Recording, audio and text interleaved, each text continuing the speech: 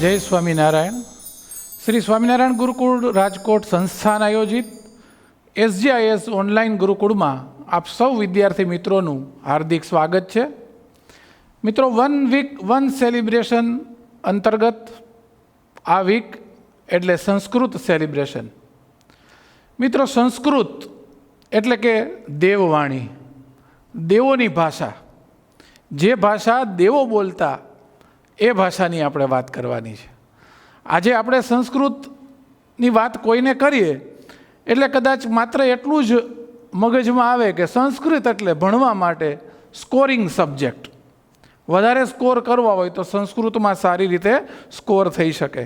પરંતુ મિત્રો, આ ભાષાનું મહત્ત્વ આ વીકમાં આપણે સમજવાનું છે. દેવોની ભાષા ઉપરાંત સંસ્કૃતને એમ કહેવાય છે કે Sanskrit is the mother of all languages. બધી ભાષાઓની માં એટલે સંસ્કૃત.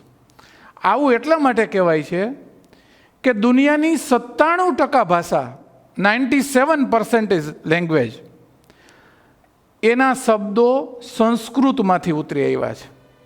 એટલે વિચાર કરો કે સંસ્કૃત ભાષાનું શબ્દ ભંડોળ કેવડું હશે. એમ કહેવાય છે કે સંસ્કૃત ભાષાની અંદર 102 અબજ 78 કરોડ અને 50 લાખ શબ્દો છે. આટલું શબ્દોનું વૈવિધ્ય દુનિયાની કોઈ ભાષાની અંદર નહીં હોય. આવી ભાષા એ આપણી પ્રાચીન ભાષા છે, આપણી મૂળભૂત ભાષા છે, અને એ ભાષાની આપણે વાત કરવાની છે. મિત્રો, નાસાએ પણ એમ સ્વીકાર્યું છે કે Sanskrit is the most scientific language. વૈજ્ઞાનિક ભાષા, વૈજ્ઞાનિક દ્રષ્ટિએ જોઈએ તો પણ સંસ્કૃત છે એ મોસ્ટ સાયન્ટિફિક લેંગ્વેજ છે. એટલે સંસ્કૃતનું મહત્ત્વ આપણે ખૂબ જ ઓછું આંકીએ છીએ. પરંતુ જ્યારે આપ સંસ્કૃતનો અભ્યાસ કરો અથવા તો કોઈ વિદ્વાન પાસેથી એની વાત સાંભળો ત્યારે આપણને ખ્યાલ આવે કે સંસ્કૃત ભાષા એ કેટલી ખૂબ જ અગત્યની ભાષા છે. મિત્રો, એસ્ટ્રોફિઝિક્સ અને મેથેમેટિક્સના વિદ્વાનો જ્યારે ખૂબ ઊંડાણપૂર્વકનું સંશોધન કરવાનું હોય ત્યારે એ લોકો સંસ્કૃતનો આશરો લે છે. યાદ રાખો, મેથ્સ અને એસ્ટ્રોફિઝિક્સના વિદ્વાનો એ પણ સંસ્કૃતના આશરે જાય છે. અને most suitable language for computer coding is the Sanskrit. Computer coding માટે પણ સંસ્કૃત લેંગ્વેજ ખૂબ જ ઉપયોગી છે. 6th અને 7th જનરેશનના કોમ્પ્યુટર જ્યારે લગભગ 2030થી 35 સુધીમાં જ્યારે આવશે ત્યારે અત્યારથી વૈજ્ઞાનિકો પ્રયોગો કરે છે કે કોમ્પ્યુટર છે એ કઈ ભાષાનું કોડિંગ કઈ ભાષા સાથે મેચ થાય છે. ત્યારે દુનિયાની બધી ભાષાઓની અજમાયશ કરી લીધી કોમ્પ્યુટરના કોડિંગ માટે. એમાં સંસ્કૃત જ એક એવી ભાષા હતી કે જેના વધારેમાં વધારે શબ્દો કોમ્પ્યુટરે એક્સેપ્ટ કર્યા, એનું કોડિંગ થઈ શક્યું. એટલે આવતા વર્ષોમાં કદાચ 2030ની આસપાસ, એકાદ દાયકા પછી, વિશ્વમાં એવા સ્કોલરોની જરૂર પડશે, એવા વિદ્વાનોની જરૂર પડશે, એવા માણસોની જરૂર પડશે કે જે સંસ્કૃત પણ જાણતો હોય અને કોમ્પ્યુટર પણ જાણતો હોય. આવા માણસોની બોલબાલા હશે. કારણ કે સુપર કોમ્પ્યુટર જે શોધવાની શરૂઆત થઈ છે એ માત્ર સંસ્કૃત ભાષા જ સમજવાનું છે. એટલે એ દ્રષ્ટિએ પણ સંસ્કૃત ખૂબ જ અગત્યની ભાષા છે.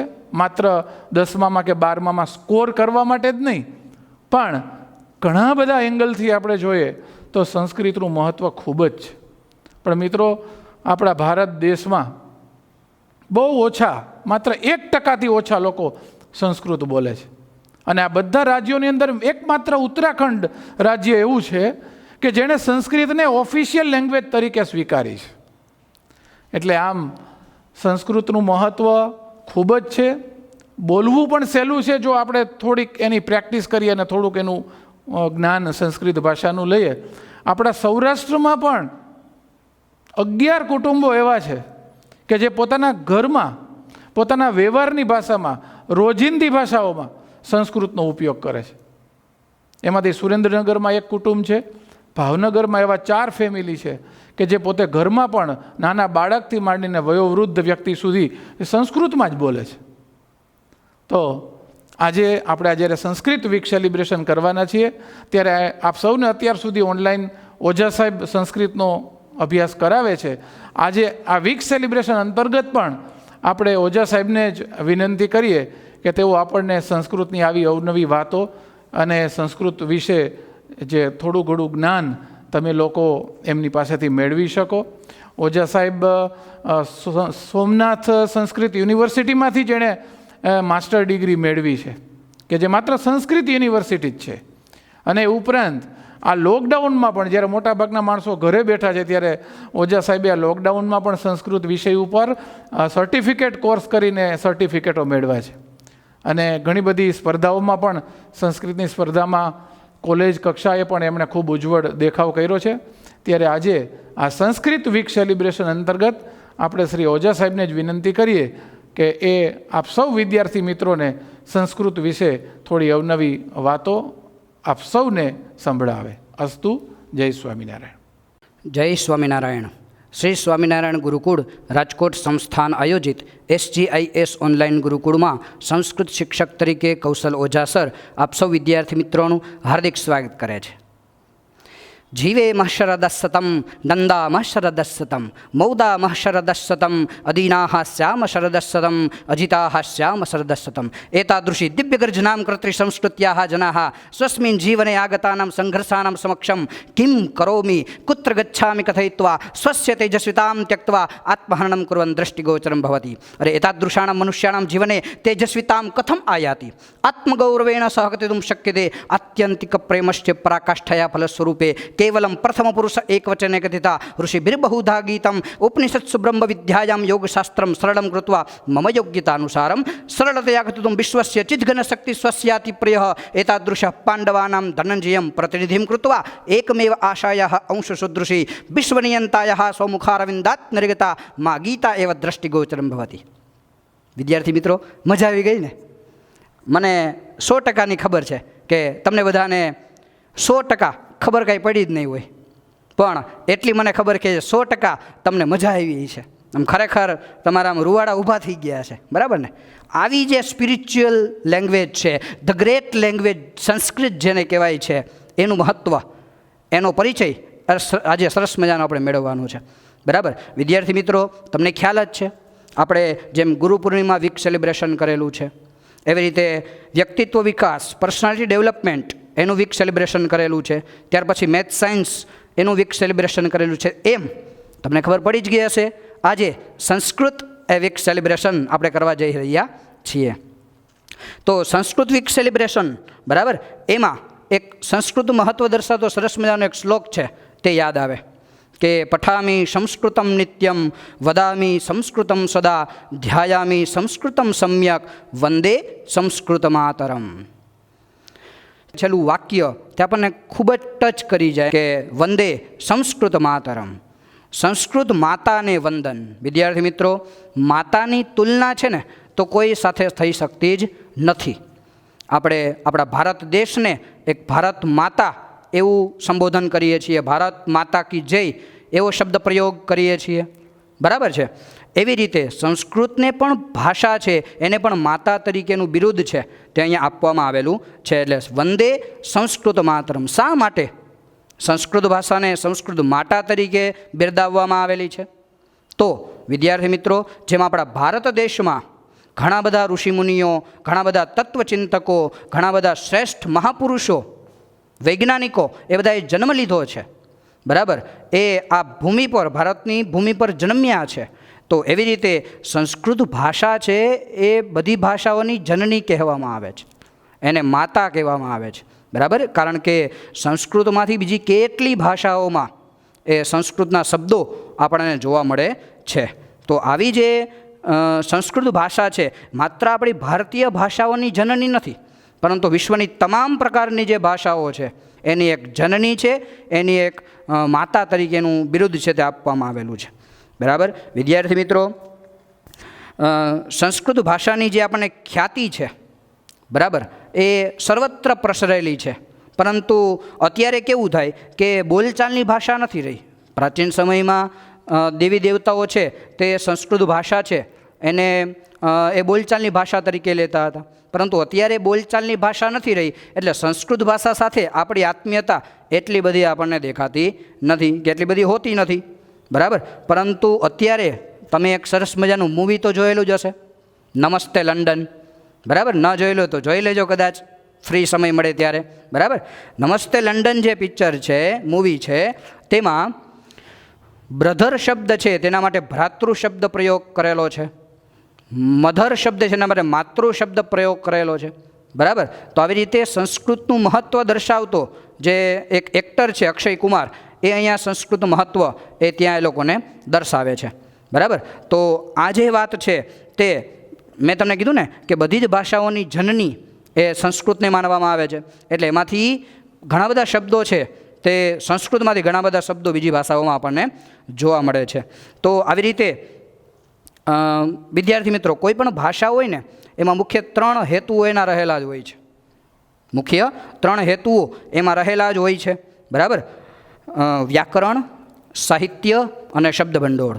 આ 3 હેતુઓથી, આ 3 પાસાઓથી કોઈ પણ લેંગ્વેજ છે, કોઈ પણ ભાષા છે તે બનતી હોય છે, બરાબર. વ્યાકરણ છે, સાહિત્ય છે અને શબ્દભંડોળ છે. વ્યાકરણ એટલે કે ગ્રામર, સાહિત્ય એટલે કે લિટરેચર જે આપણે હોય, ગુજરાતીનું હોય, અંગ્રેજીનું હોય, સંસ્કૃતનું હોય, હિન્દીનું કોઈ પણ હોય, તો લિટરેચર જે કહીએ છીએ સાહિત્ય, તે સાહિત્ય હોય છે. અને ત્રીજું એટલે શબ્દભંડોળ. તો શબ્દભંડોળ તો હોવો જ જોઈએ, બરાબર. કોઈ પણ ભાષા બોલતા હોય ને એ ભાષાનો આપણને શબ્દ કદાચ ન આવડતો હોય તો આપણે હાસ્યને પાત્ર બનીએ છીએ.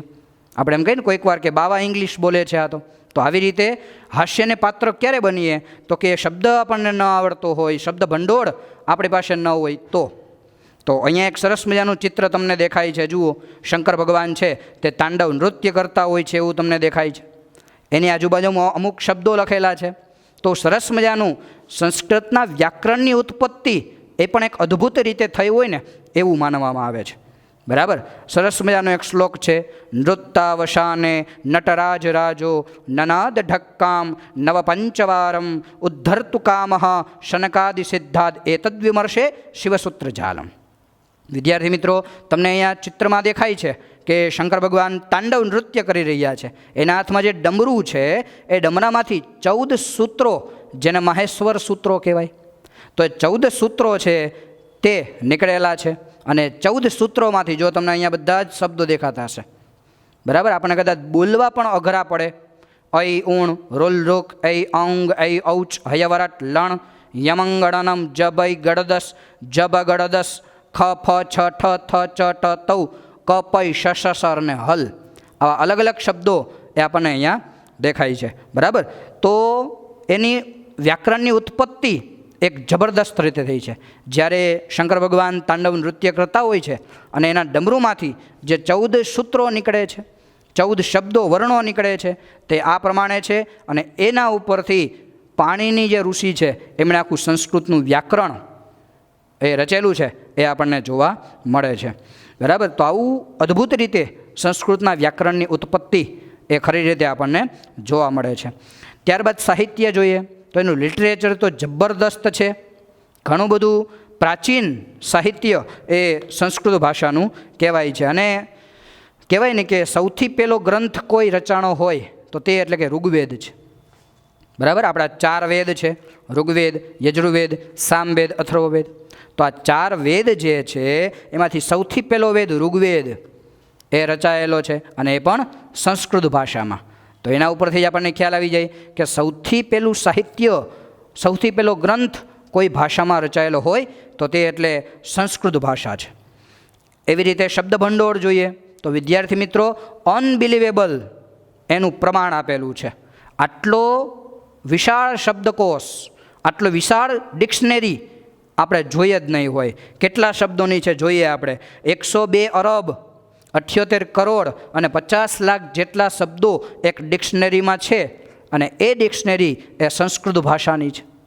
તો આટલો મોટો શબ્દકોશ જે છે આપણે ક્યારેય જોયો જ નથી હોતો. આટલી મોટી ડિક્શનરી એ આપણે ક્યારેય જોઈ જ નથી હોતી. તો આટલી સમૃદ્ધ ભાષા છે, આટલા બધા શબ્દો. અને એની વિશેષતા શું તો કે આટલા બધા શબ્દો હોવા છતાં પણ એક છે ને કે અમુક જ શબ્દોમાં આખું વાક્ય છે તે પરિપૂર્ણ થઈ જતું હોય છે, બરાબર. તો આવી રીતે સમૃદ્ધ ભાષા છે, એટલા માટે ઘણા બધા શબ્દો હોવા છતાં પણ આપણને જે કોઈ પણ વાક્ય હોય તે ઓછા શબ્દોમાં આખું વાક્ય છે તે પરિપૂર્ણ થઈ જાય છે. બરાબર. અને એક શબ્દ માટે ઘણા બધા શબ્દો છે ને તે આપણને જોવા મળે છે. માનો કે સૂર્ય શબ્દ છે, તો અંગ્રેજી ભાષામાં એને શું કહીએ આપણે? સન, SUN, સન એટલે સૂર્ય. પણ સંસ્કૃત ભાષાના એના માટે 100 શબ્દો છે. સંસ્કૃત ભાષામાં એના માટે 100 શબ્દો આપેલા છે. આપણે પાણી શબ્દ છે ગુજરાતીમાં, એને શું કહીએ? બરાબર, ગુજરાતીમાં પાણી કહીએ, ઇંગ્લિશમાં વોટર કહીએ. બીજો કાંઈ શબ્દ નહીં. પરંતુ સંસ્કૃતમાં અનેક શબ્દો, જલમ, નીરમ, સલિલમ, અંબુ, આવા ઘણા શબ્દો છે, અનેક શબ્દો છે તે આપણને આપેલા છે સંસ્કૃત ભાષામાં. તો આટલા માટે એને સમૃદ્ધ ભાષા આપણે કહી શકીએ છીએ. બરાબર. હવે વિદ્યાર્થી મિત્રો, તમને એ પણ ખબર હશે, આપણે આખા વર્ષ દરમિયાન ઘણા બધા ડે ઉજવતા હોઈએ છીએ, ઘણા બધા ડે સેલિબ્રેશન કરતા હોઈએ છીએ, જેમ કે father's day, mother's day, friendship day. બરાબર. તો આવા બધા જે શબ્દો છે, ટીચર્સ ડે, આ બધા સેલિબ્રેશન કરતા હોઈએ.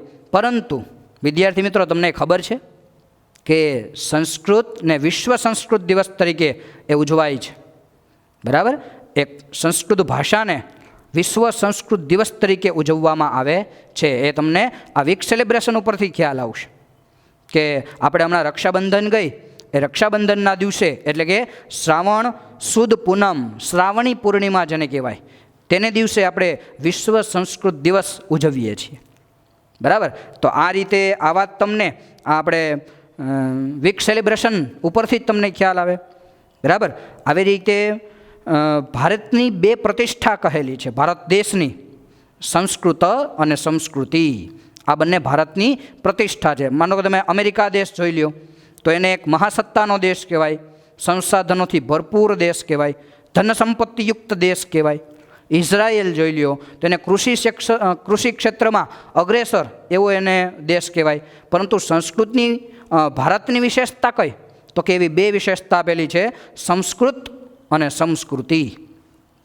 ભારતસ્ય પ્રતિષ્ઠા 2, સંસ્કૃત સંસ્કૃતિસ્તથા. સંસ્કૃત અને સંસ્કૃતિ એ ભારતની એક પ્રતિષ્ઠા છે, એક મહત્તા છે. એના ઉપરથી જ આપણો ભારત દેશ ટકી રહ્યો છે. અલગ અલગ દેશ વિદેશમાંથી આપણા ભારત દેશમાં ઘણા બધા લોકો એ આપણી સંસ્કૃતિ એને સમજવા માટે આવે છે. જેને દેવ ભાષા સંસ્કૃત કહેવાય, જેને વેદ ભાષા સંસ્કૃત કહેવાય. બરાબર. તો આવી જે વેદ ભાષા છે, દેવ ભાષા છે, એ સંસ્કૃત ભાષામાં આપણે મેથ્સ વીક સેલિબ્રેશનમાં સરે જે વાત કરેલી હતી કે વૈદિક ગણિત, તો એ વૈદિક ગણિત છે તે પણ આપણે સંસ્કૃત ભાષામાં વધુ પ્રમાણમાં આપણને જોવા મળે છે. તમે વીક સેલિબ્રેશનમાં જોયું હતું મેથ્સના વીકમાં, બરાબર, કે એ જે સર દાખલા ગણતા હતા એ અમુક સિસ્ટમથી ગણતા હતા, અમુક પદ્ધતિથી એ ગણતા હતા. બરાબર. એકદમ શોર્ટકટ કી એની પાસે હતી, તો એ છે બીજગણિત એટલે કે વૈદિક ગણિત. તો આ જે વૈદિક ગણિત છે તે પણ સંસ્કૃત ભાષામાં જ આપેલું છે, જેની બાલબોધ જ્યોતિષ અનુસાર એક કાળ ગણના કરેલી છે. અહીંયા તમને ફોટો દેખાતો હશે, 4 યુગ લખેલા છે. જુઓ, સત્યયુગ, ત્રેતાયુગ, દ્વાપર યુગ અને કળિયુગ. બરાબર. આ 4 જે યુગ છે એની તમને ગણના અહીંયા સરસ મજાનું ચિત્ર છે એમાં તમને દેખાતી હશે. તો આ જે ગણના છે એ ગણના સંસ્કૃતમાં જ સંભવી શકે છે. બરાબર. એટલે આવી શ્રેષ્ઠ ગણના જે છે એ સંસ્કૃત ભાષામાં એ આપણને જોવા મળે છે. ત્યારબાદ જોઈએ તો સંસ્કૃતની મહત્તા દર્શાવતા યુનો, યુનાઇટેડ નેશનલ ઓર્ગેનાઇઝેશન, એનું રિસર્ચ કરેલું છે કે ભારતની 97% ભાષાઓ છે ને તે સંસ્કૃતથી પ્રભાવિત છે.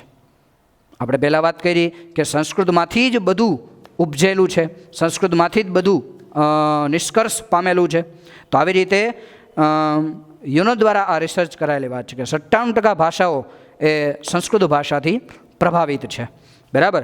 પછી કોઈ પણ કઠિન ગાણિતિક પ્રશ્નો હોય એને હલ કરવાની જે વિધિ છે, એને સોલ્યુશન કરવાની વિધિ છે, એલ્ગોરિધમ કહેવાય. એને શું કહેવાય?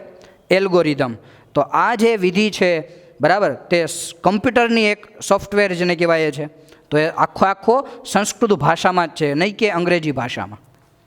બરાબર. તો આ પણ એક સંસ્કૃતની વિશેષતા કહેવાય કે અઘરા કઠિન એવા જે ગાણિતિક પ્રશ્નો છે એને સોલ્યુશન કરવા માટે જે એલ્ગોરિધમ નામની વિધિ છે એ સંસ્કૃત ભાષામાં છે. અને હવે પછી અમુક એક વર્ષો પછી સુપર કોમ્પ્યુટર જે 6-7 જનરેશનના સુપર કોમ્પ્યુટર છે તે નાસા દ્વારા રિસર્ચ કરાયેલી વાત છે કે પ્રોપર સંસ્કૃતમાં હશે. બરાબર. એટલે ઘણી બધી ડિમાન્ડ છે તે સંસ્કૃતની અહીંયા આપણને જોવા મળે છે. બરાબર. પછી અમેરિકાની એક અંતરિક્ષ એજન્સી છે નાસા. એ નાસા દ્વારા જે સ્પેસ શટલ જે મોકલવામાં આવે છે, બરાબર, તેમાં વાતચીત જો કરવી હોય, બરાબર, તો એ વાતચીત કરવા માટે સંસ્કૃત ભાષાને અગ્રતા ક્રમ આપેલો છે. શા માટે? તો કે જે વાતચીત કરવી હોય તો શબ્દો પહોંચતા આડા અવળા થઈ જાય છે. ત્યાં સ્પેસમાં, અવકાશમાં શબ્દો પહોંચતા એ આડાવડા શબ્દો થઈ જાય છે, જેના કારણે શું થાય તો કે અર્થ પ્રોપર સમજાતો હોતો નથી. તો આવી રીતે અર્થ પ્રોપર સમજાય નહીં, અર્થનો અનર્થ થઈ જાય. પરંતુ સંસ્કૃત ભાષા છે એમાં કર્તાને છેલ્લે લઈ લ્યો, કર્મને આગળ લઈ લ્યો, ક્રિયાપદને વચ્ચે મૂકી દો તો પણ કંઈ એનો અર્થ ફેર થતો નથી, અર્થમાં કોઈ બદલાવ થતો નથી. તો આ એક સંસ્કૃતની શ્રેષ્ઠ વિશેષતા આપણને ખરી રીતે જોવા મળે છે. બરાબર. તો આવી રીતે અહીંયા બીજો પણ એક ફોટો દેખાતો છે. ઘણા બધા ઋષિમુનિઓ એ તમને અહીંયા આપણને આપેલા છે. એનું ફોટો એ તમને અહીંયા દેખાતો હશે. બરાબર. તો એ જે ફોટો તમને દેખાય છે તે ઘણા બધા ઋષિમુનિઓનો છે. બરાબર. જો કે ભાસ્કરાચાર્ય છે ત્યારે ગુરુત્વાકર્ષણ એનો નિયમ છે આપણને આપેલો છે. ઋષિ ભારદ્વાજ છે, વિશ્વામિત્ર છે, આચાર્ય ચરક, આવા અલગ અલગ ઋષિમુનિઓ છે. તેણે આપણને ઘણું બધું આપણી ભારતીય સંસ્કૃતિમાં એ મહત્ત્વ એ દર્શાવેલું છે. બરાબર. એના પછી અહીંયા બીજો તમને ફોટો સરસ મજાનો મહાકવિ કાલિદાસ એનો દેખાય છે. મહાકવિ કાલિદાસ છે એના વિશે સરસ મજાનો એક શ્લોક લખેલો છે, જુઓ. બરાબર. એ શ્લોક એ મહાકવિ કાલિદાસનું મહત્ત્વ દર્શાવે છે.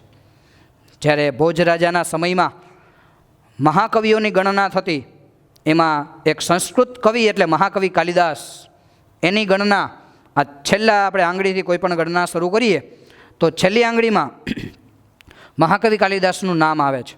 પરંતુ એના પછી કોઈ નામ આવતું જ નથી. એટલા શ્રેષ્ઠ મહાકવિ કોઈ છે જ નહીં. એટલે આજે ત્રીજી આંગળી આપણે કહીએ છીએ એને અનામિકા, આવું નામ આપેલું છે. અનામિકા એટલે નામ વગરની જે આંગળી છે તેને આપણે શું કહીએ છીએ? અનામિકા.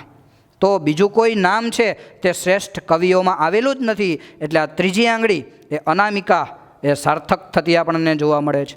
બરાબર. તો આ રીતે ઘણા બધા શ્રેષ્ઠ ઋષિઓ, ઘણા બધા શ્રેષ્ઠ કવિઓ આપણી ભારતીય સંસ્કૃતિમાં જોવા મળે છે.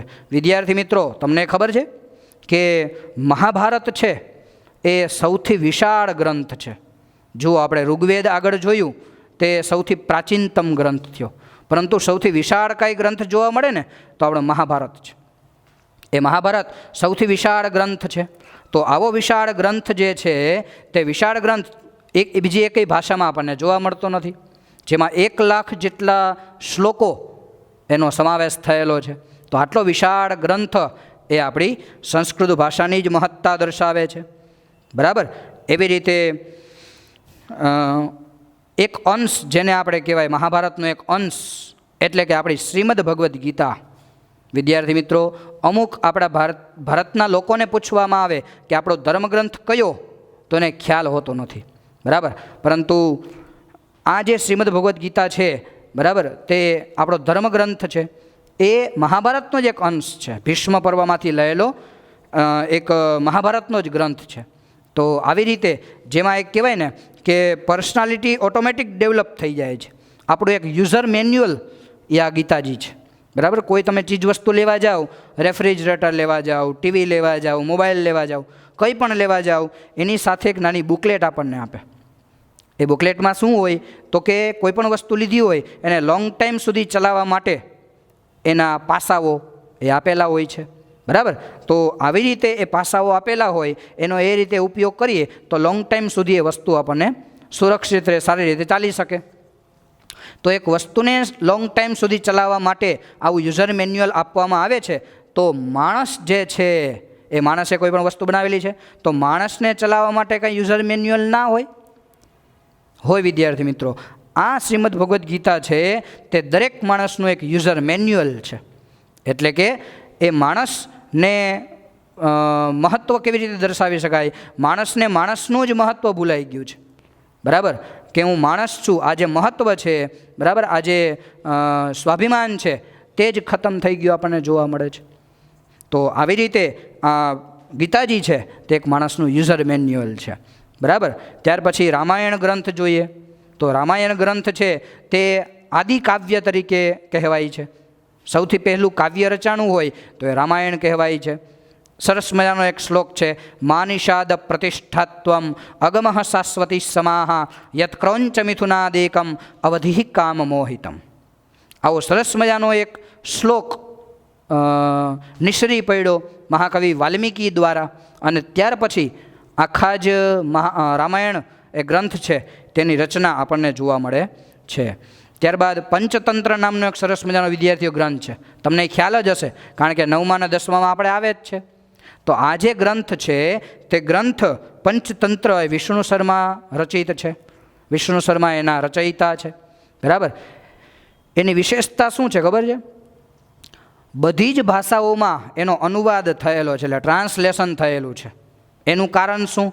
તો કે બધી ભાષાઓને આ ગ્રંથની ડિમાન્ડ થઈ, આ ગ્રંથની આવશ્યકતા થઈ. એટલા માટે બધાએ ડિમાન્ડ કરી કે આ ગ્રંથ અમને અમારી ભાષામાં જોઈએ છે. તો આ બધી ભાષાઓમાં આ પંચતંત્ર નામનો ગ્રંથ છે તે આપણને જોવા મળે છે. તો આટલી શ્રેષ્ઠ વિશેષતા આપણને આ પંચતંત્ર નામના ગ્રંથમાં છે તે આપણને મળે છે. બરાબર. ત્યારબાદ સરસ મજાનું એક માઘ વિરચિત મહાકવિ માઘ એના દ્વારા રચેલું એ શિશુપાલ વધ મહાકાવ્યમ છે ને, એની વિશેષતા જબરદસ્ત છે.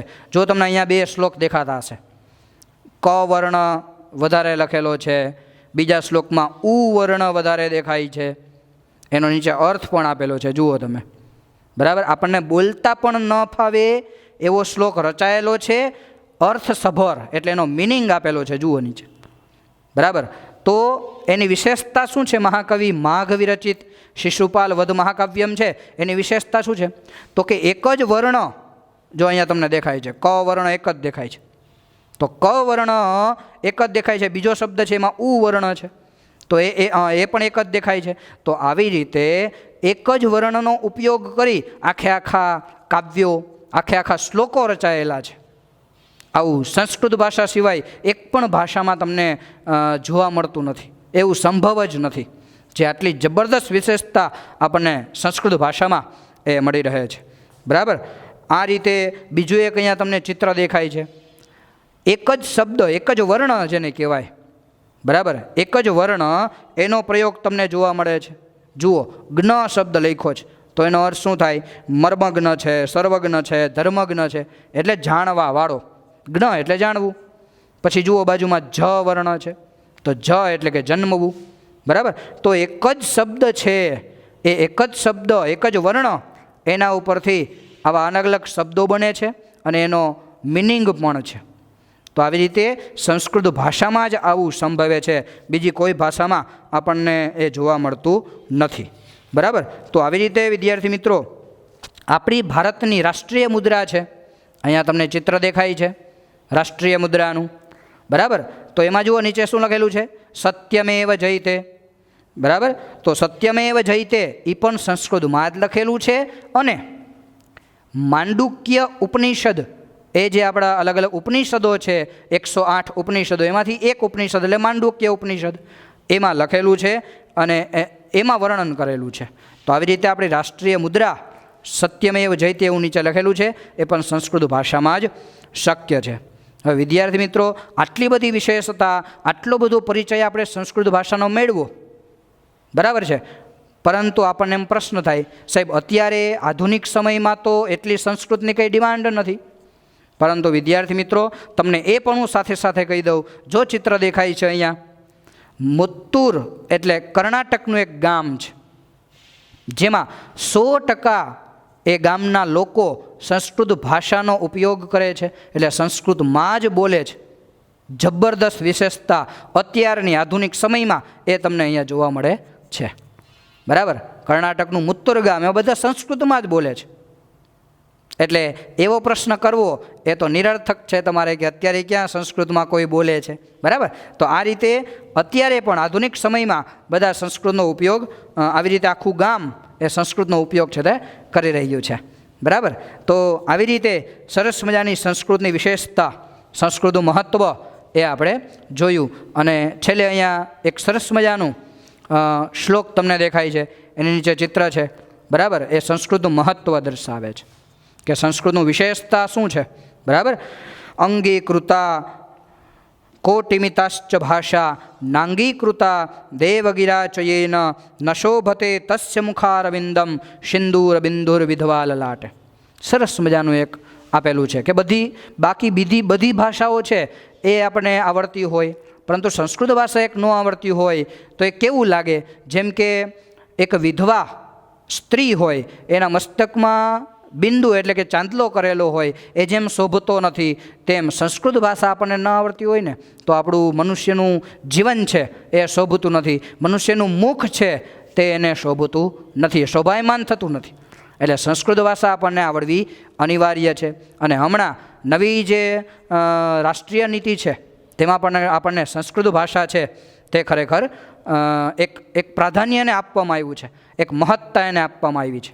બરાબર. તો આવી રીતે સંસ્કૃતની જે વિશેષતા છે તે આપણને આ બધા જ બાબતોમાંથી આપણને ખ્યાલ આવે છે.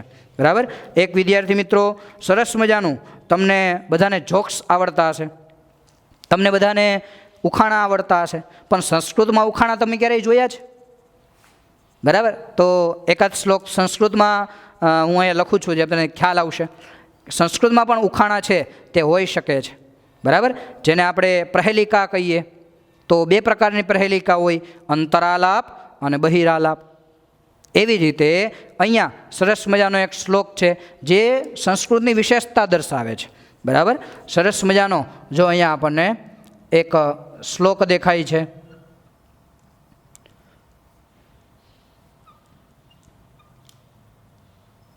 સીમંતિની સુ કા શાંતા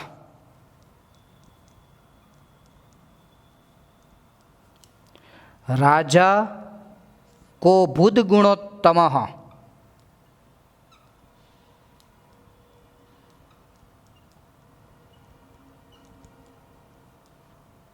રાજા કો બુદ્ધ ગુણોત્તમ વિદ્વદ્ભિઃ કા સદા વંદ્યા.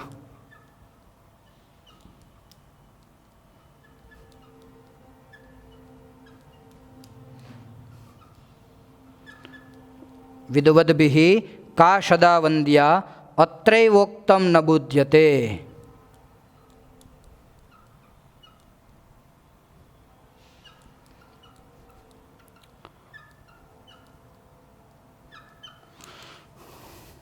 આવો સરસ મજાનો શ્લોક એ આપણને દેખાય છે. બરાબર.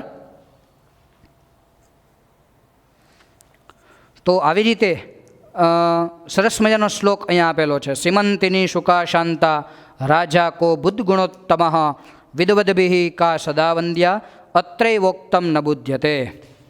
આમાં જોઈએ તો એનો અર્થ જોઈએ પહેલાં તો કે સીમંતિની શું એટલે સ્ત્રીઓમાં, કા એટલે કોણ અને શાંતા એટલે શાંત સ્વભાવની. સ્ત્રીઓમાં પ્રાચીન સમયમાં શાંત સ્વભાવની કોણ હતી? આવો એક પ્રશ્ન પૂછેલો છે. બીજી લીટીમાં જોઈએ રાજા કોભૂત ગુણોત્તમ, ગુણોમાં ઉત્તમ એવા રાજા કોભૂત એટલે કોણ હતા. કોભૂત શબ્દનો શું થાય?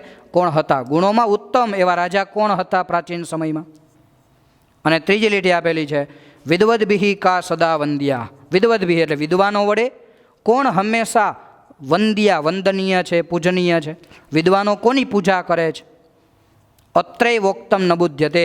વિદ્યાર્થી મિત્રો આ જે 3 પ્રશ્નો છે એ ત્રણેય પ્રશ્નોના આન્સર આની અંદર જ આપેલા છે. તમારે એ શોધવાના છે કે આવી રીતે જે 3 શબ્દો છે, 3 આપણને પ્રશ્નો પૂછેલા છે, એ ત્રણેય પ્રશ્નો એના આન્સર એમાં આપેલા છે. બરાબર. સ્ત્રીઓમાં કોણ શાંત સ્વભાવની પ્રાચીન સમયમાં હતી, ગુણોમાં શ્રેષ્ઠ એવા રાજા કોણ હતા, અને વિદ્વાનો હંમેશા કોને વંદન કરે છે? બરાબર. તો અહીંયા અત્રૈવ ઉક્તમ શબ્દ લખેલો છે.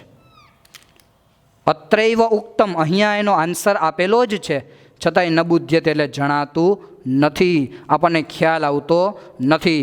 હું તમને કહી દઉં છું, અહીંયા જુઓ, સી અને તા, આ જે શબ્દ રહેલો છે તે સીતા એ શબ્દ પહેલા પ્રશ્નનો આન્સર છે. સ્ત્રીઓમાં શાંત સ્વભાવની કોણ છે? તો કે સીતા.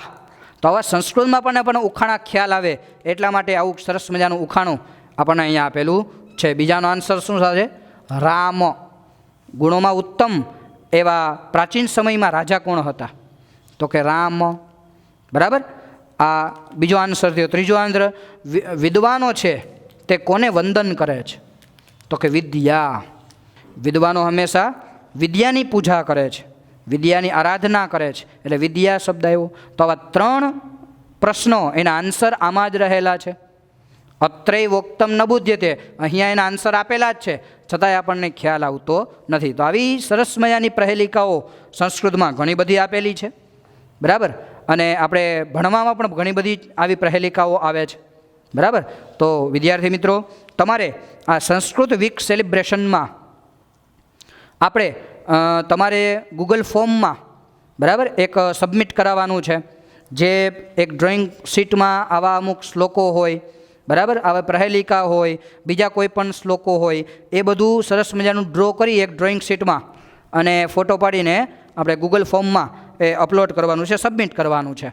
બરાબર. એટલે આવા કોઈ પણ શ્લોક હોય કે પ્રહેલિકા હોય, આવું કંઈ પણ તમને જે મજા આવે તે. બરાબર. એક પ્રકારનું હોમવર્ક નથી, પરંતુ આપણે વીક સેલિબ્રેશન કરીએ છીએ તો આવા અમુક શ્લોકો આપણને મળે, આપણે પાકા કરીએ અને જોઈએ તો આપણે વધારે મજા આવે. બરાબર. પણ આવી રીતે એ ગૂગલ ફોર્મમાં તમારે સરસ મજાનું એ સબમિટ કરવાનું છે. તો બધાને સંસ્કૃતનું મહત્ત્વ એ જાણવાની બધાને જિજ્ઞાસા થઈ હશે, બધાને વધારે મજા આવી હશે. બરાબર. એવી આશા રાખું છું. અને બધા જ તમે આ સંસ્કૃત વીક સેલિબ્રેશનમાં જોડાણા એ બદલ તમારો સૌનો આભાર માનું છું. તો જય સ્વામિનારાયણ.